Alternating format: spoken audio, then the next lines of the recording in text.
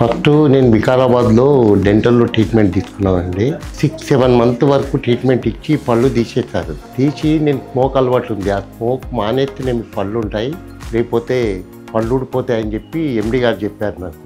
అక్కడ గ్యాప్ ఇచ్చి ఇంటికి వచ్చాను. నేను చూద్దాం ఆ స్మోక్ మానేద్దామని ఒక టూ ఇయర్స్ వరకు వెయిట్ చేశాను. ఇక్కడ నుంచి నాకు కాల్ వచ్చింది, కాల్ సెంటర్ నుంచి వాళ్ళు పిలిచారు. ఇక్కడ వచ్చి నేను కనుక్కుంటే వీళ్ళు డ్రింక్ చేస్తూ ఏం కాదు, సిగరెట్ మానేయకుండా చేయొచ్చు అని చెప్పారు. వీళ్ళు నమ్మలేదు. నేను పర్లేదు చూద్దామని చెప్పి ఇక్కడ ట్రీట్మెంట్ తీసుకొని 4 years బ్యాక్ ఇంప్లాంట్ పెట్టించాను పైన.